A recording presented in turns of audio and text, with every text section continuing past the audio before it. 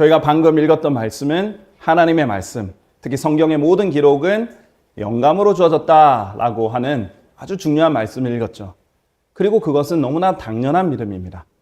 그러나 안타깝게도 한국에는 성경을 번역했다는 분들이, 특히 소위 킹제임스 성경에서 번역했다는 분들이 이 킹제임스 성경이 영감으로 주어졌다라는 것을 믿지 않음으로 인해서 너무나 명확하게 킹제임스 성경을 반대되는 성경이 없는 오류들을 의도적으로 고의적으로 넣은 것들을 발견합니다.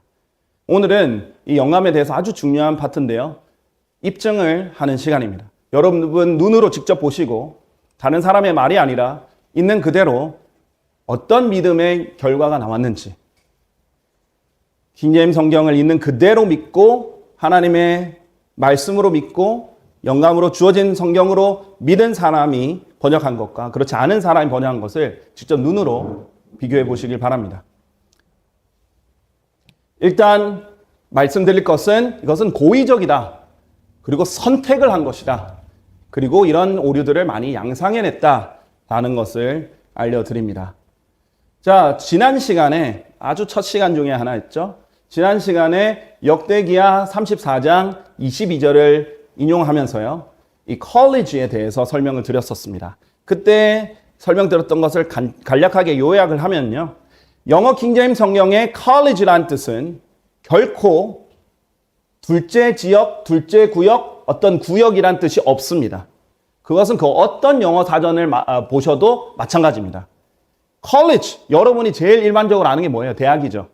그렇죠? 지금 현대에서 이제 고등교육기관에 된 것이라서 그런 거고, 기본적인 뜻은 공부를 하는 곳이라는 뜻이에요. 학교라는 뜻이고, 그것이 영어에는 또 school이라는 단어가 성경에 있기 때문에 school과 차별을 두기 위해서 college, 학교와 동일한 뜻입니다. 표준국어 대사전에 따르면 학관이라는 뜻으로 college를 제시했다고 말씀드렸어요. 그러니까 college는 누구나 알다시피 공부를 하는 교육기관이에요. 학교죠. 그런데 이것이 전혀 그 뜻이 없는 둘째 구역, 지역 또는 구역으로 번역을 한 것은 왜 그런 것인가? 라고 전에 한번 살펴본 적이 있습니다. 그런데 이것은 사실 이 현대 성경들과 그리고 지금 현대에서 맞소라 원문을 또 변형시켜서 만든 그런 사본들을 따른 것이다 라는 것을 말씀드렸어요. 그래서 지금 영어 성경 중에 킹제임스 성경 다음으로 유명한 NIV나 ESV 성경 같은 경우에는 바로 둘째 구역 또는 새로운 구역이라고 구역의 의미를 넣었죠. 그러면서 뭐라고 변명을 하느냐? 히브리어 그렇다. 근데 히브리어에는 사실 그런 뜻이 없어요. 나중에 후대에 현대 히브리어 학자가 오히려 역으로 이 현대 성경을 보고 집어넣은 거예요. 원래 이제 기본적으로 어느 사전을 보든 히브리어에 기본적으로 이 college에 해당되는 이 단어는 미시네라는 뜻이에요. 근데 이 미시네라는 뜻은 이 단어는 결코 구역이라는 뜻이 없고요. 기본 뜻은 double, copy, repetition, 반복한다 또는 두 번 한다. 그런 의미에서 복사한다 라는 뜻이 있어요.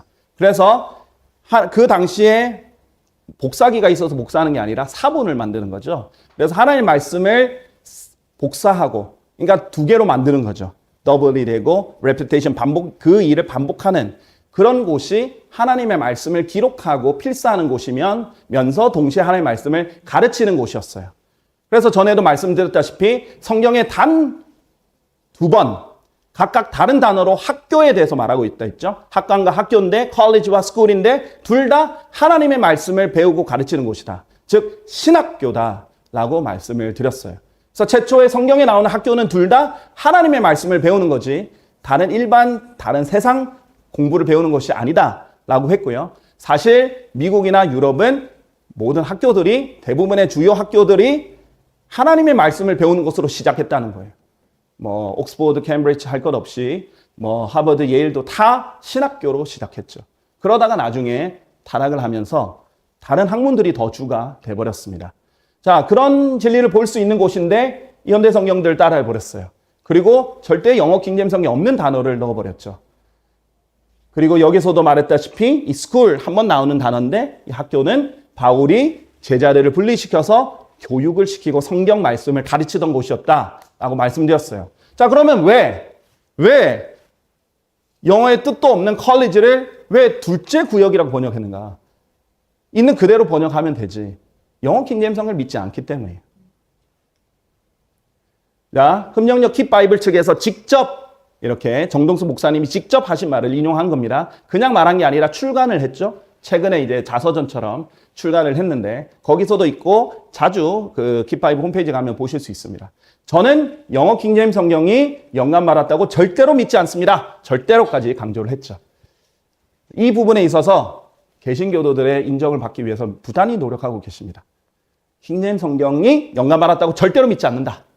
아주 자랑스럽게 얘기하신 것 같은데 이런 질문도 있었습니다. 영어 킹제임스 성경을 영감 받았다라는 주장에 대해서 어떻게 생각하시나요? 라고 물어봤더니 이제 그 책 자체에서 아니다. 영감 받지 않았다.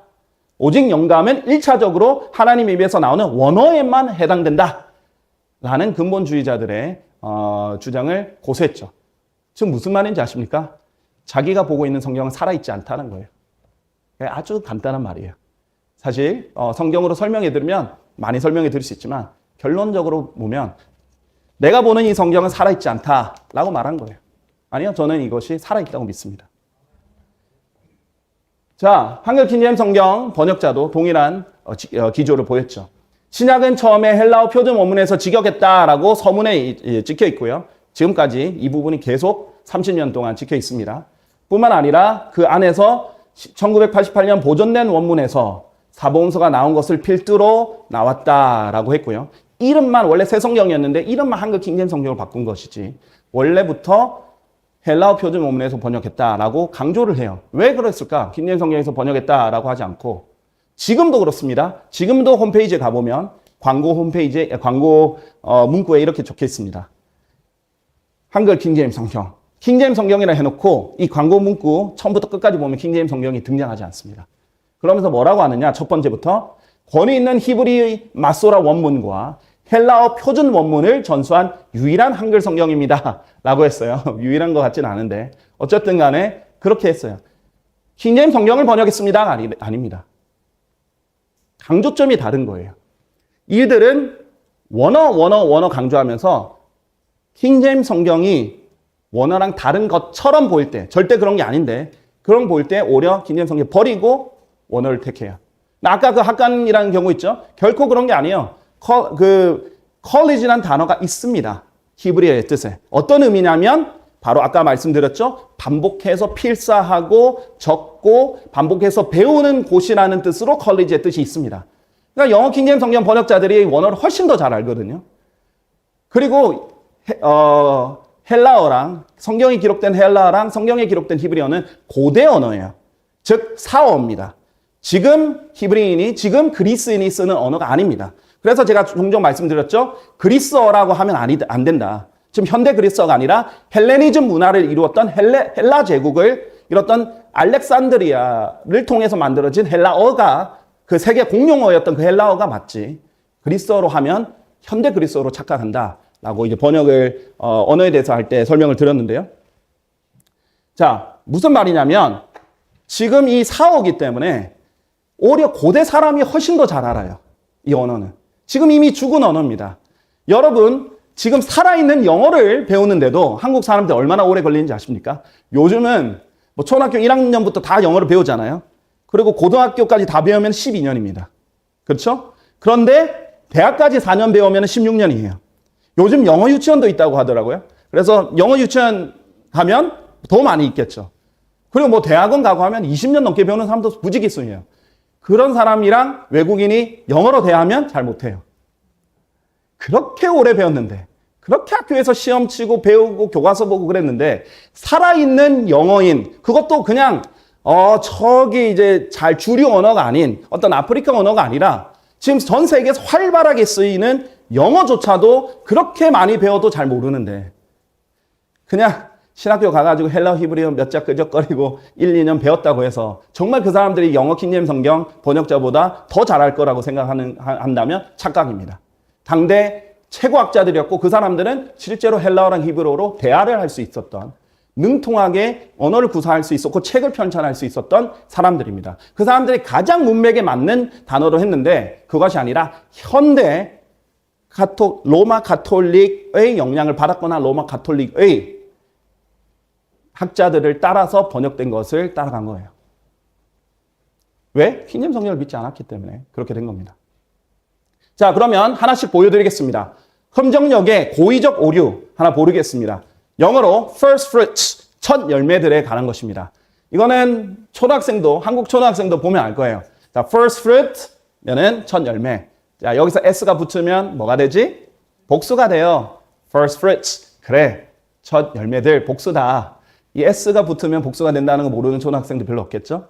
자, 그런데도 불구하고 흠정역은 개혁성경과 함께 첫 열매라고 단수라고 했어요. 너무나 명확하게 영어로 복수인데도 단수라고 했죠. 그런데 이 변명이, 이 설명이 너무나 충격적입니다. 왜 첫 열매라고 고집스럽게 했느냐. 수많은 사람들이 얘기를 했는데 소위 30년이 됐다면서 왜 고집스럽게 이 첫 열매들 안 하고 첫 열매라고 했느냐. 그분의 대답은 이겁니다. 헬라어가 단수라서 나는 헬라어를 따라서 단수로 했다. 라는 거예요. 그러면 킹제임스 성경을 번역한 게 아니에요. 그렇죠? 차라리 정직하게 표준 원문 성경이라고 이름을 지으셔야 됩니다. 킹제임스 성경이란 이름을 달 거면 그 성경을 번역해야죠. 그렇죠? 자, 영어는 원어를 넘어설 수 없습니다. 이렇게 자주 말씀하시곤 하죠. 자, 그런데 한번 봅시다. 이 헬라어가 정말 그런가? 자, 헬라어의 이 첫 열매들에 해당되는 헬라어는 아파르케라는 단어입니다. 이 아파르케라는 단어는 기본형이 단수예요. 그런데 이 똑같은 기본형 아파르케를 두고 영어 킹제임스 성경 번역자는 똑같은 시작인데 첫 열매라는 단수로 번역했고 또 다른 곳은 첫 열매들이라는 복수로 번역했어요. 그러니까 킹제임스 성경 번역자가 당연히 단복수 구분을 못해서가 아니에요. 누구보다도 다 잘 아는데 기본형이 단수인 이 단어를 문맥에 따라 어떤 것은 단수로 어떤 것은 복수로 번역을 했다는 거예요. 자, 왜 그랬느냐? 정말 잘 알아서 그래요. 헬라어를 누구보다 더 잘 알아서 그렇습니다. 자, 예를 들면 이것입니다. 요한계시록 14장 4절에 보면 첫 열매들이 나오는데요. 여러분이 한글만 보고도 판단해 보십시오. 이들은 이 사람들을 말합니다. 사람들 가운데서 구속받아 하나님과 어린 양께 자, 이들은 첫 열매들이 된 자들이었더라. 이들은 복수입니까? 단수입니까? 복수죠. 그럼 당연히 이들은 첫 열매들, 복수가 맞겠죠. 그런 자들이죠. 당연한 거 아닙니까? 복수로 쓰였는데 이것을 받는 것이 첫 열매들, 복수로 돼야겠죠. 자, 너무나 상식적으로, 너무나 당연하게 언어학적으로 킹제임스 성경 번역자들은 복수를 살려준 거예요. 그러나 여전히 헬라어는 똑같은 단수 명사인 아파르케입니다. 첫 열매라는 뜻이에요. 아, 그럼 어떻게 된 겁니까? 킹제임스 성경 영어가 헬라어랑 다른 겁니까? 표준 원문이랑 다른 겁니까? 아니요. 전혀 그런 문제가 아니에요. 이것은 언어의 문제예요. 문법 문제입니다. 자, 지금도 지금 현대에 들어서는 예전에는 물고기 여러 마리 잡으면은 fishes라고 es를 붙였어요. 요즘 현대 영어에서는 복수인 여러 마리의 물고기를 잡아도 fish라고만 표현합니다. 왜냐하면 그게 문법이니까요. 그러나 문맥상 여러 마리 물고기들을 말할 수 있습니다. 단수로 표현해도요. 조금 더 직접적으로 알려드릴까요? water, 물이라는 명사가 있어요. 영어에서는 결코 복수로 쓰이지 않습니다. 그렇죠? 물은 셀 수가 없으니까. 그렇잖아요. 물은 담는 데마다 이렇게 용기가 달라지고 하기 때문에 물은 셀 수가 없죠. 한 방울을 집어넣지 않는 이상은 셀 수가 없어요. 그렇기 때문에 water는 waters라는 복수형이 없어요. 영어는 문법적으로 할 수 없습니다. 그런데 성경에는 복수가 있어요. waters, 물들이라는 표현이 있어요. 그거 살려줘야 됩니다. 일부러 같은 단어를 물과 물들로 번역을 한 거예요. 복수를 왜 히브리어랑 헬라어에서 복수로 기록되어 있으니까 영어에서는 이것을 water로 원래 단수로 쓰더라도 복수를 살려줘야 하기 때문에 waters라고 쓴 거예요. 그게 정확한 겁니다. 자, 무슨 말이냐? 원래 헬라어 단어인 아파르케는 원래 단수예요. 근데 이걸로 단수 명사로 단수도 표현할 수 있고 복수도 표현할 수 있는 집합명사와 같은 것입니다. people가 같은 거죠. people 같은 경우에는 사람들이지만은 집합명사로 단수 취급받잖아요. 그런 것과 비슷한 것입니다. 그러니까 사실 너무 쉬운 문법 문제인데 안타깝게도 헬라어를 제대로 배우지 않았기 때문에 그냥 프로그램 돌려서 헬라어에 단수 돼 있으니까 이거 단수를 해야겠다. 그렇게 했기 때문에 또 안타깝게도 이제 정동수 목사님이 스스로도 시인하시고 이미 알려진 것처럼 신학 석사가 아니라 문학 석사시잖아요. 신학교에서 담임 문학 석사를 받으면서 헬라어 히브리어를 제대로 공부를 못 하셨기 때문에 이 부분을 구분을 못 하시고 그냥 프로그램에 단수니까 단수인가 보다 해가지고 그것을 킹제임스 성경에 분명히 복수를 해놨는데도 단수로 하신 거예요. 그게 문제예요. 개역 성경은 1900년대 초에 번역한 것을 개정한 거예요. 이 개정했을 때만 해도 1950년도입니다. 그때 분들 헬라어 히브리 잘하는 거 아니에요. 그걸 따라한 거예요. 무슨 문제인지 아십니까? 영어 킹제임스 성경 번역자들이 헬라어 히브리어 여러분들 우리보다 훨씬 더 잘합니다. 알고 의도적으로 한 것을 다 빼버린 거예요. 자, 이랬을 때 어떤 문제들이 생기는지 한번 보겠습니다.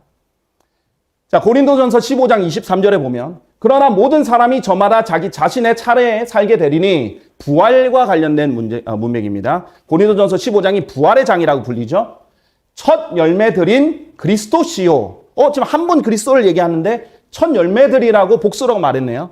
자, 다음은 그분께서 오실 때 그리스도께 속한 자들이라라고 했습니다. 자, 여기는 이제 개역성경과 똑같이 금정역은 첫 열매 해서 복수를 빼버렸죠. 의도적으로 뺐습니다. 본인도 스스로 말했고요. 자, 그러면 무슨 문제가 생기는지 한번 봅시다. 킹제임스 성경 번역자가 훨씬 더 잘 알고 한 건데 이거를 단수로 했을 때 어떻게 했는지 한번 봅시다. 왜 그러셨는가? 예수님이 부활할 때 성경은 분명히 이렇게 말합니다. 혼자 부활하신 게 아니에요.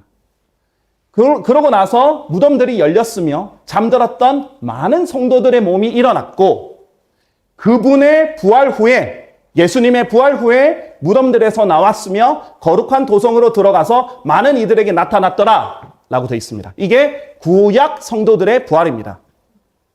예수님이 부활하셨을 때 예수님 대표시고 같이 부활한 사람들이 있는 거예요. 그래서 첫 열매들이라고 일부러 복수로 정확하게 표현을 한 겁니다. 이것을 들을 빼버리고 복수를 빼버리면 이 계시를 완전히 죽여버리는 거예요. 자, 그러면 제가 구약을 가지고 볼게요. 정말 여기 흠정역 번역하신 분은 정말로 원어를 존중해서 원어대로 정말 번역하셨는지 한번 볼게요. 자, 히브리어에서도 영어 킹제임스 성경에서는 first fruit 단수와 first fruits 복수를 둘 다 번역해놨어요. 근데 신명기 18장 4절은 단수로 번역해놓은 것입니다. 또한 너는 너의 곡식의 첫 열매와 단수죠. 너의 포도즙의 첫 열매와 단수입니다.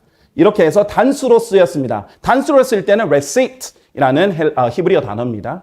그런데 히브리어로 복수로 쓸 때가 있어요. 히브리어는 단복수 표현이 가능하거든요. 문법상. 헬라어는 불가능해도. 그러면 레스탐이라는 이게 붙으면 히브리어는 복수형이 됩니다. 엘로힘처럼 이게 붙으면 돼요. 근데 복수 표현으로 첫 열매들 이렇게 히브리어에서 복수로 썼을 때 어떻게 했냐? 킹제임스 성경 번역자들은 그들이 주께 바칠 그것들의 첫 열매들 복수로 했죠. 그냥 그대로 한 겁니다. 금명령은 첫 열매 단수로 했습니다. 그분께서 스스로 말한 것처럼 원어를 따는 것도 아니에요.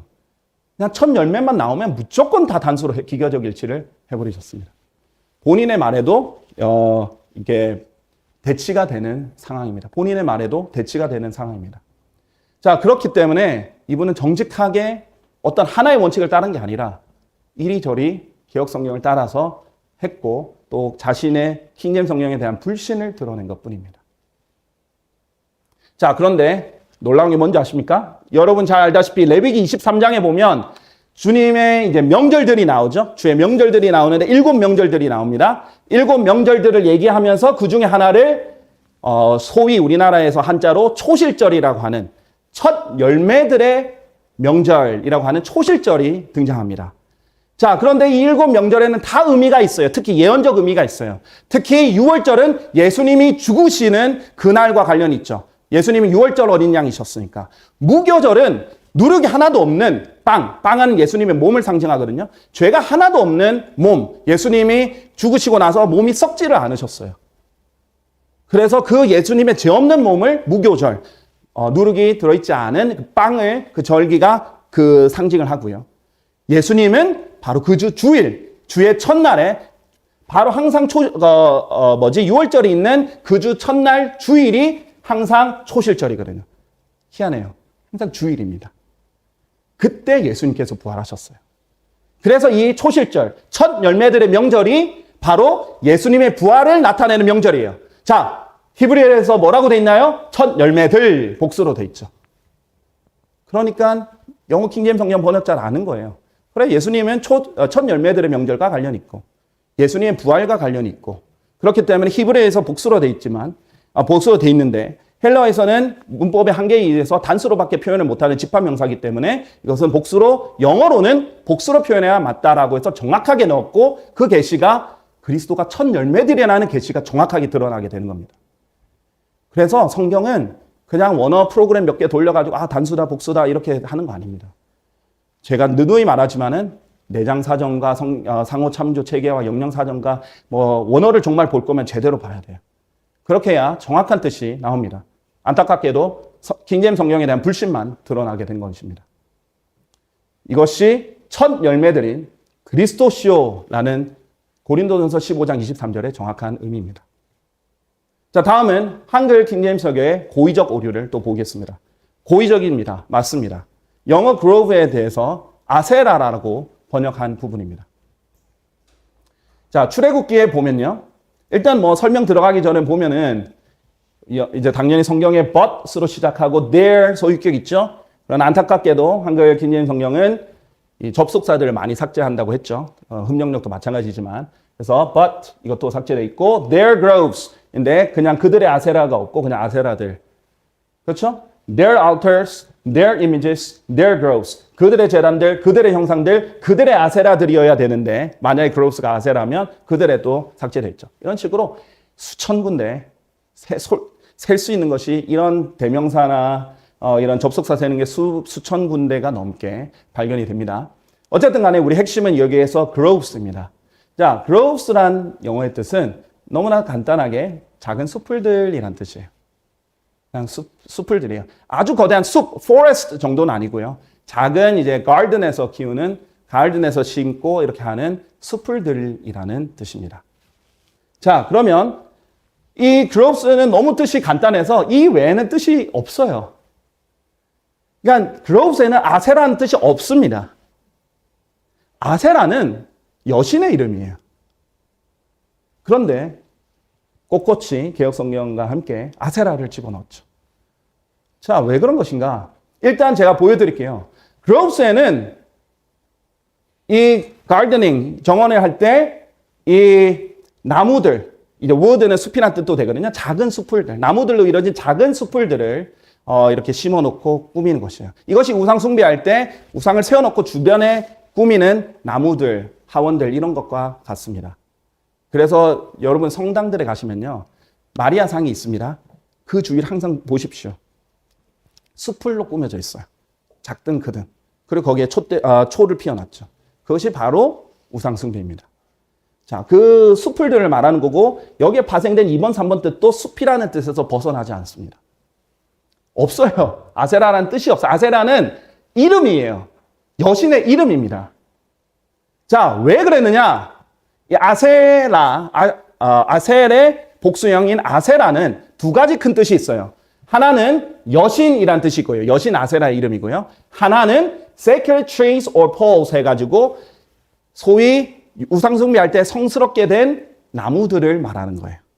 두 가지 뜻이 있습니다. 압도적으로 용례는 이 나무들이 훨씬 더 많죠. 근데 이게 제가 이 히브리어 사전을 신뢰하라고 말씀드린 게 아니라 예시로 보여드린 겁니다. 자, 그런 게 있는데 영어 킹제임스 성경 번역자들은 문맥상 또 언어학상 너무나 당연하게 이건 숲풀이에요. 여신이 아닙니다. 그래서 groves라는 단어를 선택한 거고 현대 성경들은 아세라를 번역 안 하고 음역을 함으로써 여신을 만들어버린 거예요. 자, 그럼 차이를 봅시다. 그래서 한글 킹제임스 성경은 절대 영어 킹제임스 성경을 따른 게 아닙니다. 이 현대 성경들을 따랐어요.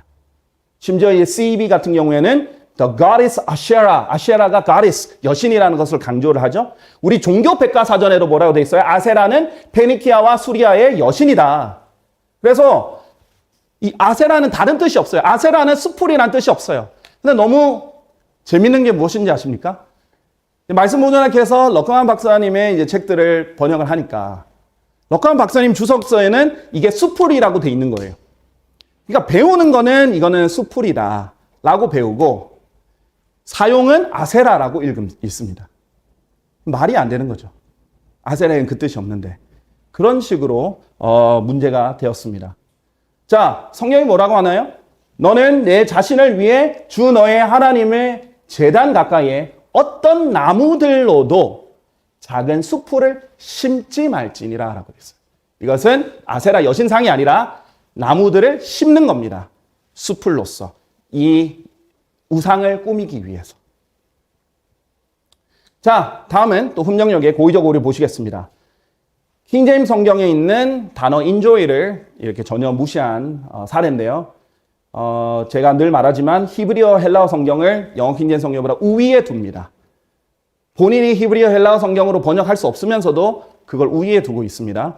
자, 그 인용을 그대로 보여드릴게요. 부분적으로 이제 이렇게 너무 긴 부분은 생략을 했습니다. 근데 그대로 인용을 한 거를 보여드릴게요. 영어 킹제임스 성경의 우수성 때문에 영어를 맹신하는 사례를 알려드리라 합니다 하면서 영어를 맹신한다라고 표현하죠. 예를 들어 영어 단어 enjoy는 주로 즐기다, 기뻐하다는 의미로 알고 있습니다. 여기 흠령역 번역자분께서 직접 쓰신 글입니다.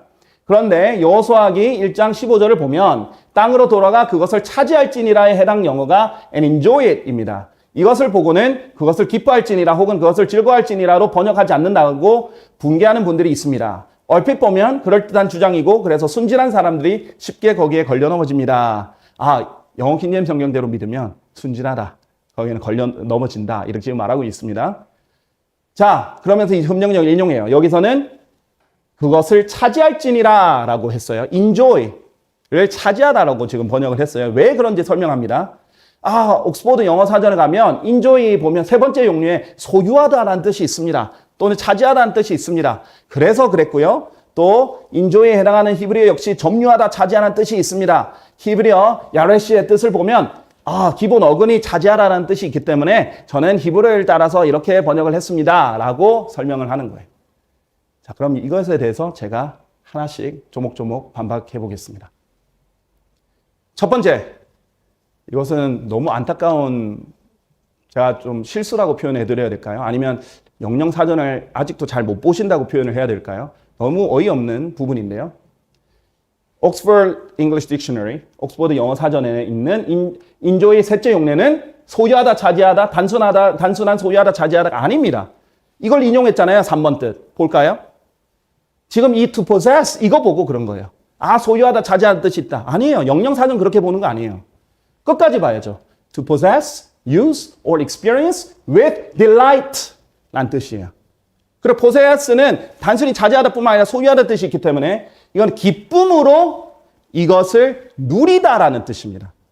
With delight. 기쁨으로 소유하다라는 뜻이에요. 자, also with reference to feeling only. 이 감정이 들어가는 것이 중요해요. Feeling only. And to take delight in relish, also absorb. 이 단어들이 설명하는 게 뭐냐? 이것은 누리고 즐기는 거예요. 3번의 뜻은 결코 차지하다, 소유하다 아닙니다. 누리는 것을 말하는 거예요. 이게 영영사전 뜻이에요. 절대 영영사전 볼 때 이것만 보는 거 아니에요. 문장을 봐야죠. 그렇죠? 다 같이 봐야 됩니다. 자, 그래서 그냥 여러분이 쉽게 볼 수 있도록 영한사전으로, 옥스퍼드 영한사전으로 enjoy를 치면요. 딱 이 네 가지 뜻밖에 안 나옵니다. 즐기다, 즐거운 시간을 보내다, 누리다, 향유하다, 마음껏 즐기다, 이 정도. 끝이에요. 더 없어요. 즉, enjoy에는 차지하다는 뜻이 없습니다. 절대 그런 뜻이 아니에요. 그런데 차지하다라고 고집을 한 거죠. 영영사전에 인용했는데 영영사전을 잘못 인용했어요. 뭐 정말 잘못했는지 왜곡했는지는 모르겠지만 저는 둘 다 믿고 싶진 않습니다. 왜곡을 했다고 믿으면 너무나 안 좋은 거고 악한 거고 그걸 잘 못했다 그러면 그 실력이라는 것은 믿고 싶지가 않을 정도예요. 자, 그 다음에 그럼 이게 향유하다라는 뜻은 어떤 뜻이냐? 누리어 가지다라는 뜻이요. 표준국어 대사전 뜻이에요. 이게 진짜 enjoy 이 문맥의 뜻이에요. 이것을 그냥 가지는 게 아니라 누리면서 가지는 거고 향유하다는 뜻이에요. 누리다라는 뜻은 생활 속에서 마음껏 즐기거나 맛보다 이런 뜻이에요. 그러니까 자기가 소유한 것을 마음껏 즐기는 것을 향유하다라는 표현이 있죠. 그것이 이제 enjoy의 이 문맥의 뜻이 맞습니다. 자, 제가 사전을 드리는 건 객관적인 자료를 드리려는 거고 사전으로 모든 것을 확정하려는 게 아닙니다. 자, 성경으로 확정을 해봅시다.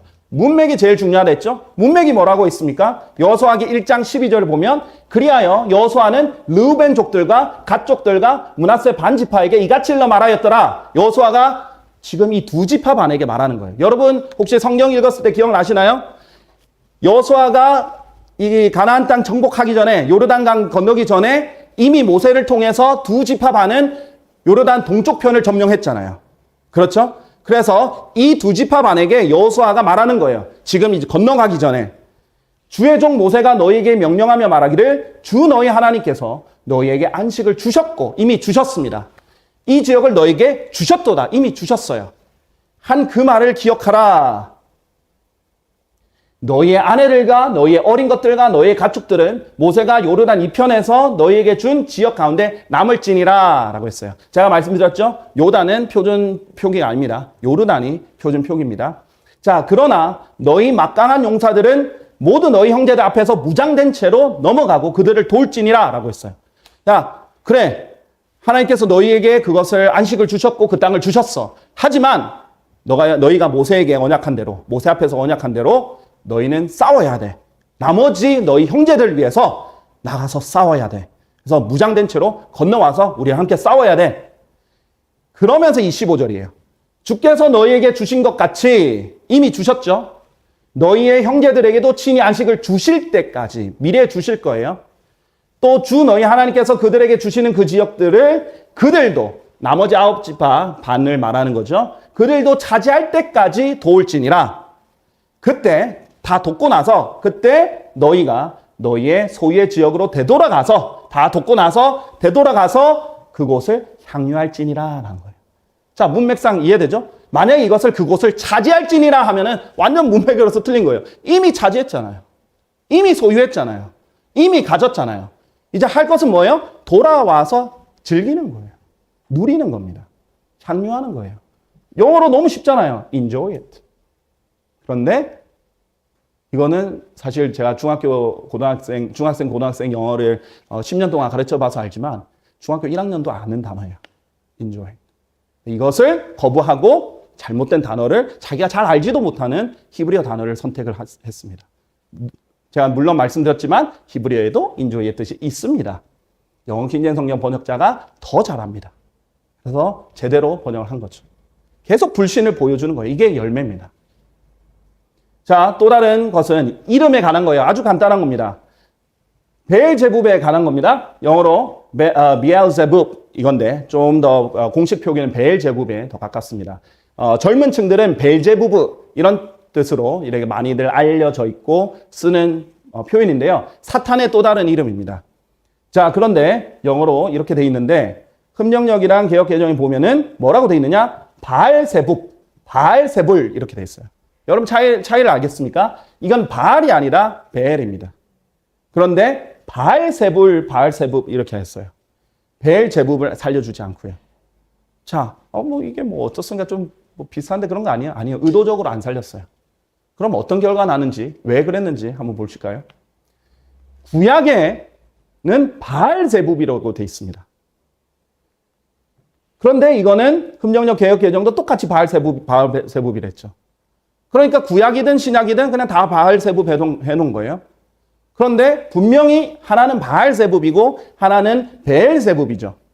왜 차이를 두지 않았을까? 헬라어 히브리어도 다르고 다 다른 용어고 뜻도 다른데 왜 같이 했을까? 자, 바알제붑이란 뜻은요. 구약에서 쓰인 바알제붑은 파리들의 주라는 뜻이에요. 파리들의 주. 그런데 중요한 것은 이 바알제붑은 파리들의 주로서 어떤 한 나라의 신입니다. 에크론의 신이에요. 그런데 베엘제붑은 뜻이 조금 달라요. 근데 바알제붑에서 파생돼 나온 단어입니다. 그래서 더러움의 주, 뭐 배설물의 주 이런 뜻이고요. 연관은 있고 파생은 되어 있지만은 이것은 단순히 어떤 한 나라의 신이 아니라 모든 악령들의 통치자 사탄의 이름입니다. 여러분 차이 알겠어요? 한 나라의 지역신이 아니라 모든 악령들의 통치자인 사탄의 이름이에요. 베엘제붑은. 자, 보면 바알제붑은 에크론 지역신 이름이고요. 그 다음에 파리들의 주라는 의미입니다. 그런데 이것을 신약에 와서 베엘제붑을 써줌으로 인해서 이것이 단순히 한 지역의 신이 아니라 사탄, 모든 악령들의 통치자인 사탄의 이름이라는 것을 확정적으로 알 수 있고요. 파리들의 주라는 의미를 함께 그것을 가지고 파생해서 배설물의 주라는 의미까지 포함되어 있습니다. 자, 그래서 베엘제붑을 써야 사탄의 이름이 되는 거예요. 쉽게 말하면. 바알제붑을 쓰면은 그냥 에크론 지역신 이름입니다. 사탄의 이름이에요. 사탄의 고유 이름입니다. 자, 이게 왜 중요하냐? 마가복음 9장 44절, 46절, 48절 세 구절에 걸쳐서 하나님 예수님께서 직접 지옥에 대해서 엄히 경고하시죠. 그곳 지옥이죠. 그곳에는 그들의 구더기도 죽지 않고 불도 꺼지지 아니하느니라. 자, 제가 전에 잠깐 설명드렸죠. 왜 구더기가 맞는지. 영어로 일단 worm은 벌레도 될 수 있고 구더기도 될 수 있습니다. 그런데 특히 헬라어, 이럴 때 헬라어를 쓰는 거죠. 히브리어랑. 특히 헬라어를 썼을 때는 그냥 일반 벌레에서 더 나아가서 시체를 먹는 벌레인 구더기를 훨씬 더 정확하게 보여줍니다. 그래서 킹제임스 성경의 이제 수호자 중에 하나인 러커만 박사님도 이것은 구더기다라고 이렇게 여러 번 강조를 하셨죠. 자, 웹스터 사전, 옥스퍼드 사전에 다 그래요. 일반적으로 벌레로 쓸 수 있으나, 그러니까 이제 worm이 다른 구절들에서는 벌레로 썼습니다. 저도 그렇게 쓸 수 있으나 특별히 지옥과 관련해서 쓸 때는 maggot, 구더기. 옥스퍼드도 구더기, maggot이라는 뜻이 있는 거예요. 왜 그러냐? 지옥은 누가 가는 것이죠? 예수 그리스도를 믿지 않은 사람들이 가는 것이죠. 우리가 천국으로 가게 되면 예수 그리스도의 형상으로 변모됩니다. 하나님 아버지의 형상으로 변모돼요. 하지만 우리가 지옥으로 가게 되면, 누군가 지옥으로 가게 되면 그들의 아버지인 요한복음 8장 44절에 따라 예수님께서 직접 말씀하신 구원받지 않은 사람 마귀의 자식들이라고 했잖아요. 구원받기 전에 하나님의 자녀가 된 게 아니에요. 그 마귀의 자식들은 지옥으로 가면 마귀처럼 변합니다. 근데 마귀의 자식이죠. 마귀가 누구입니까? 파리들의 주입니다. 파리의 자식은 누구예요? 구더기예요. 구더기가 파리의 새끼입니다. 구더기는 어떻게 생겼습니까? 뱀처럼 생겼죠. 그렇게 뒤틀려 버리는 거예요. 너무나 뜨거운 것에서. 그래서 이 구더기를 살릴 수 있는 것이고, 이럴 때 헬라어랑 다른 사전들을 해서 더 정확한, 벌레라고 해서 오역은 아닌데 더 정확하고 상세한 뜻인 구더기로 이렇게 나타나면서 바알제붑과 베엘제붑의 차이점과 함께 연관될 수 있는 거예요. 근데 그것을 그대로 성경에 있는 그대로 안 살린 거예요. 이것은 단순히 영어 킹제임스 성경에 안 따른 게 아니에요. 히브리어, 헬라어 둘 다 안 따른 거예요. 다 안 따른 거예요. 그냥 그래 똑같은 사람이니까 그냥 통일시켜야지. 나는 개인적인 견해가 들어간 것뿐입니다. 이름과 관련해서 한글 킹제임스 성경의 오류 한번 보겠습니다. 사도행전 1장 12절 보면 여러분 아셨어요? 올리벳 산이 있고 올리브 산이 있는 것을. 올리벳 산과 올리브 산은 다릅니다. 거의 같아요. 근데 달라요. 성경은 두 개를 나눠서 말하고 있는데 지금까지 기존 한국 성경들이 이 두 개를 잘 안 나눴어요. 그래서 올리브 산만 익숙한 사람들이 있을 겁니다. 자, 분명히 올리벳이라고 했죠. 올리벳 고유 명사입니다. 그대로 번역해야 되겠죠. 그러나 한글 킹제임스 성경이나 개역 성경은 뭐 올리브 산, 이건 감람원 이렇게 했습니다. 자, 그런데 분명히 올리브 산, the Mount of Olives, 진짜 올리브들이 나는 산, 올리브 산이라고도 이름이 있습니다. 자, 그럼 두 개는 어떤 차이인가? 일단은 encyclopedia.com에서 백과사전.com이라는 곳이 있습니다. 거기에 보면은 Mount of Olives, 올리브 산은 세 개의 봉우리가 있다는 것을 알려줍니다. 그러니까 보통 산 하나도 여러 봉우리가 있는 경우들이 있죠. 그리고 봉우리 하나를 또 산이라고 지칭할 때도 있습니다. 그래서 올리브 산은 기본적으로 세 개의 봉우리들이 있습니다. 그리고 여기 살엘이라는 이스라엘 홈페이지를 보면은 이 올리브 산을 소개하면서 three prominent summits, 세 개의 주요한 봉우리들이 있습니다 라고 하고 Mount Scopus, 스코푸스 산과 올리브 산과 그다음에 Mount Anointment, 어노인먼트 산이 있습니다. 라고 얘기를 하죠. 이것을 이제 이스라엘 공식 사이트에서는 똑같이 세 개 주요 봉우리가 있는데 하나는 마운트 스코프스고 이건 아부톨 이게 본래 산인 올리브산의 이 표기입니다. 그 다음에 마운트 오브 어토인먼트이다 라고 표현을 하고 있어요. 세 개의 큰 봉우리들이 있는 거예요. 자, 이 가운데 봉우리를 이것만 가지고도 올리브산이라 할 수도 있고 이 세 봉우리를 합쳐서 이 산을 올리브산이라고도 할 수 있어요. 그러나 올리벳은 다릅니다. 올리벳은 딱 이 가운데 요 산 봉우리를 말합니다. 자, 이 지역의 차이를 보면요. 예루살렘은 7개의 산들이 있습니다. 그렇게 높지 않기 때문에 언덕이라고도 불리고요. 그 중에 이 동편, 이 키드론 시내 동편에 있는 곳에 세 봉우리가 그게 있어요. 뭐 물론 작은 봉우리까지 치면 더 있을 수 있죠. 그러나 큰 봉우리가 3개가 있습니다. 아까 말했던 스코프스, 올리벳, 그 다음에 커러션이 사실 지금은 어노인먼트라고 부르고 있거든요. 그래서 이 세 봉우리가 있고 이 세 봉우리 합쳐서 올리브산이고 이 봉우리만 말할 때는 올리벳이에요. 일단 성경에 있는 그대로 정확하게 해야 되고요. 이것을 정확하게 했을 때 어떠한 의미가 되느냐? 예수님께서 이제 예루살렘 부근에 달하려니까 베파게라는 지역에 이릅니다. 그렇게 와서 올리브산에 이르렀다 하면 이 세 봉우리에 이르렀다는 거예요. 어떤 한 봉우리가 아니라 여기 이 산에 이르렀다는 거고요. 그런데 더 중요한 것은 예언적으로 봤을 때 겟세마네와 연관해서 아주 중요한 계시가 있어요. 다윗이 자기 아들 압살롬의 반역으로 인해서 쫓겨나죠. 쫓겨나면서 도망갈 때 왕으로 거절당한 거예요. 이스라엘 사람들한테. 기름 부은 왕인 다윗, 예수님의 예표로 가장 확실한 예표 중에 하나죠. 다윗이 기름 부음 받는 왕인 다윗이 왕으로서 거절당해서 쫓겨날 때 어디로 갔느냐? 예루살렘 이쪽으로 와서 동쪽으로 와서 이 올리벳 산의 오르막길로 올라갑니다. 그리고 울며 자기 머리를 덮습니다. 바로 여기가 겟세마네예요. 예수님이 유대인들의 왕으로 오셨다가 거절당한 장소입니다.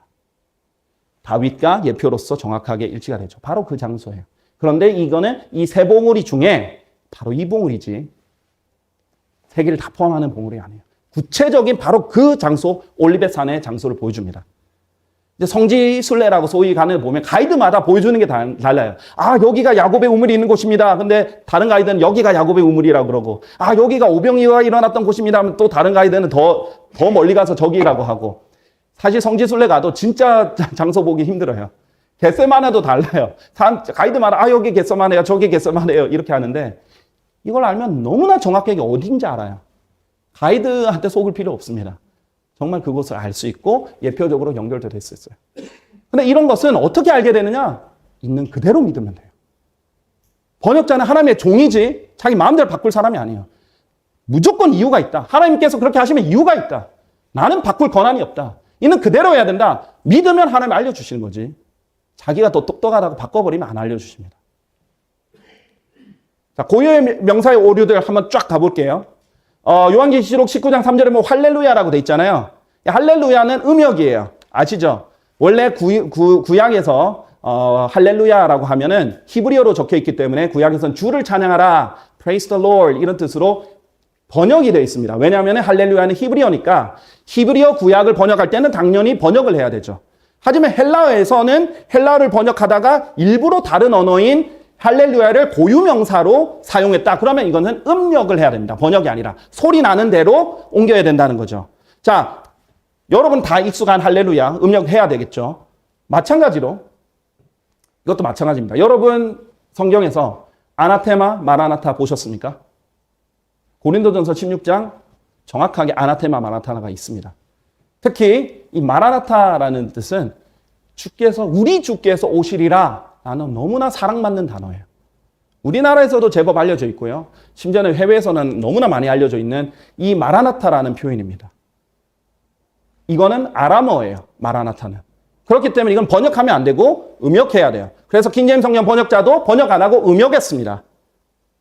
저도 그대로 음역 아나테마 마라나타를 넣었어요. 그러나 우리는 이제 아람어랑 친하지 않기 때문에 뜻을 이탈릭처로 넣어서 뜻도 알고 아나테마 마라나타도 유지하게 했어요.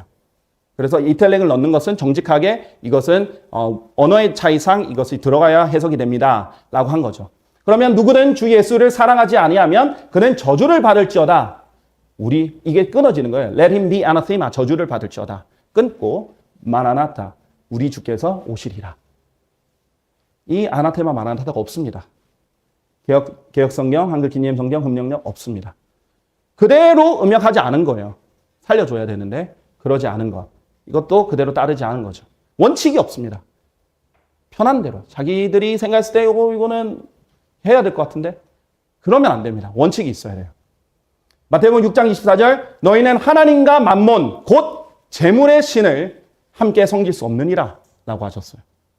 자, 영어로 만몬이에요. 만몬은 재물 신의 이름입니다. 물론 재물이라는 뜻도 있는데 여기서는 재물 신의 이름으로 만몬도 아람어로 되어 있기 때문에 음역을 해야 돼요. 그러면은 이건 헬라어가 아니기 때문에 음역을 영어 킹제임스 성경 번역자도 그대로 음역을 했고 우리도 음역을 그대로 만몬을 살려줘야 됩니다. 그리고 해설이 필요하면 이탈릭처로 곧 재물의 신 하면 됩니다. 그러나 여러분 알다시피 개혁 성경이나 한글 킹제임스 성경에는 만몬이 없죠. 뿐만 아니라 소돔족이 나오죠. 자, 우리 성도님 중에 일부는 한번 들어보신 건데 이스라엘의 딸들 중에 어떤 매춘부도 없게 하고 하나님께서 이스라엘의 아들들 중에 소돔족, 곧 성독착자가 한 명도 없게 할지니라 라고 했어요. 자, 하나님께서 일부러 성도착자를 소돔족이라는 이름을 주셨어요. 예를 들면 폭주하는 사람을 우리가 뭐예요? 폭주족이라고 하죠. 그렇죠? 그래서 꼭 그 핏줄이 아니더라도 그런 행위들을 하는 사람을 족이라고 한국의 언어에서는 묶을 수 있습니다. 뿐만 아니라 영어에서도 it를 뒤에 어미를 붙이면서 그렇게 살릴 수 있어요. 자, 그러면 뭐냐? 소돔족은 그냥 남창이나 남색자가 아니에요. 그냥 남자가 남자를 좋아하고 이 성관계를 갖는 그런 남색자가 아니에요. 단순히. 소돔족은 온갖 변태적인 성적 행위를 다 하는 모든 변태적인 행위를 다 포괄한 성도착자들입니다. 성도착이라는 뜻이 한국어 뜻이 그거예요. 비정상적인 성행위의 모든 포괄이 되는 게 성도착이에요.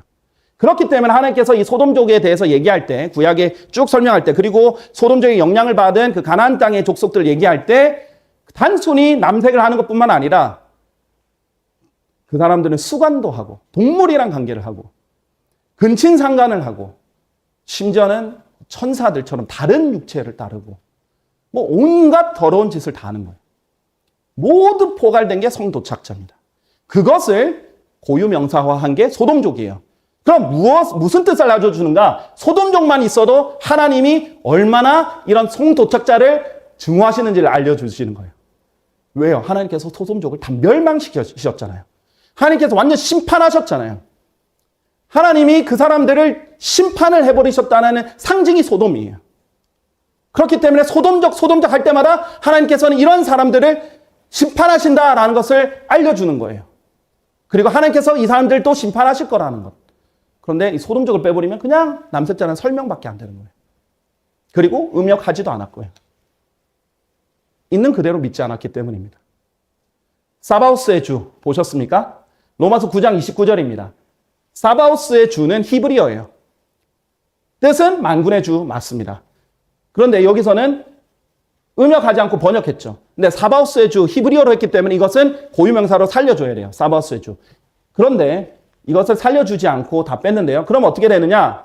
말라기에 보면 이제 히브리어에 보면은 만군의 주 이것도 사바오스거든요. 근데 히브리어니까 번역을 해야 되고요. 근데 로마서 9장 29절은 음역을 하고 설명을 해준 거예요. 그러니까 구약과 신약에서 서로 다른데 그냥 여기는 다 만군의 주가 돼버리는 거예요. 그러면 틀려버리는 겁니다. 이제 금령역은 마제스티에서 군대들의 주 이렇게 해버렸죠. 그러면 안 돼요. 음역을 살리지 않은 거죠. 그러니까 제가 말했잖아요. 아니 뭐 뜻이 같으면 되는 거 아니에요? 아니에요. 번역자의 개인 사견이 개입됐는가 안 됐는가예요.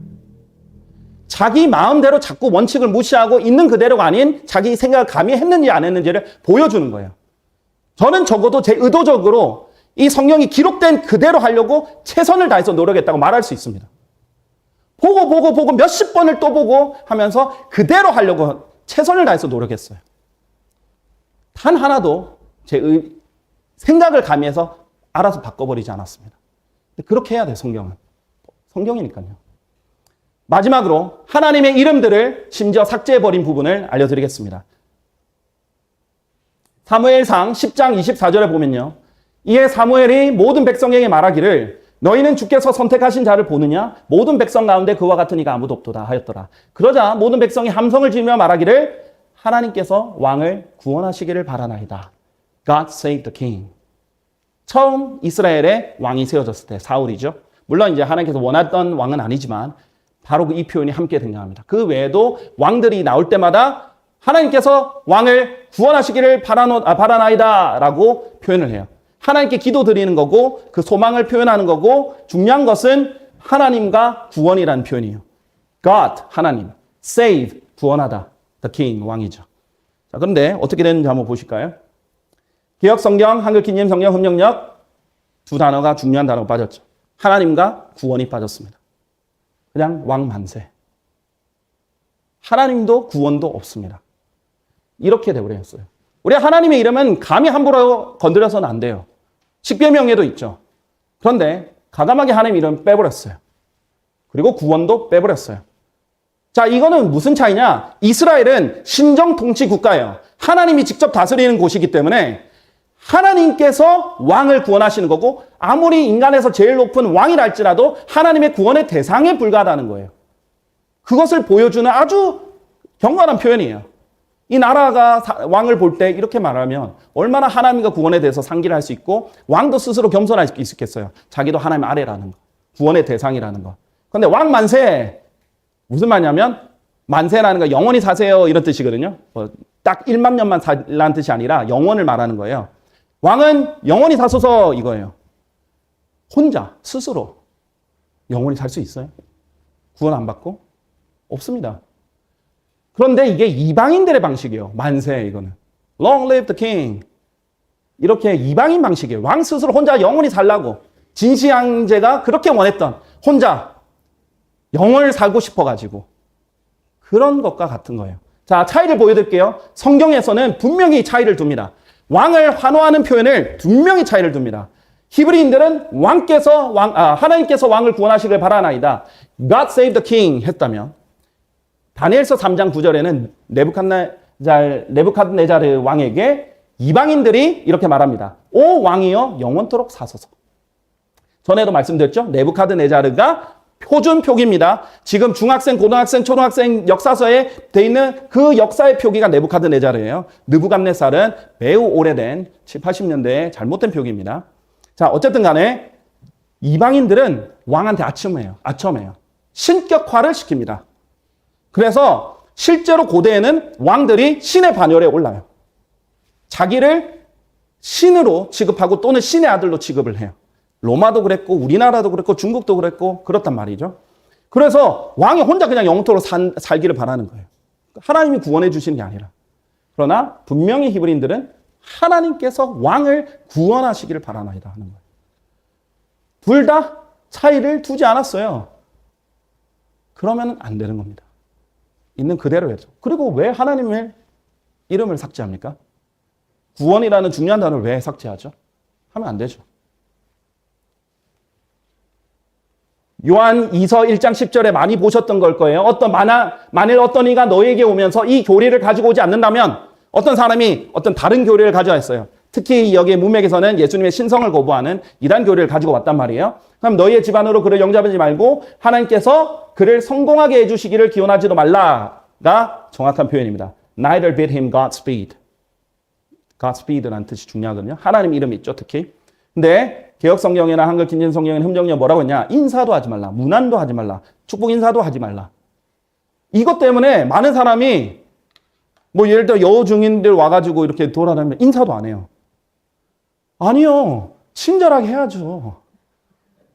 그러시냐고. 수고하신다고. 그러면서 얘기를 터야죠. 그분도 예수님의 복음을 들어야 되잖아요.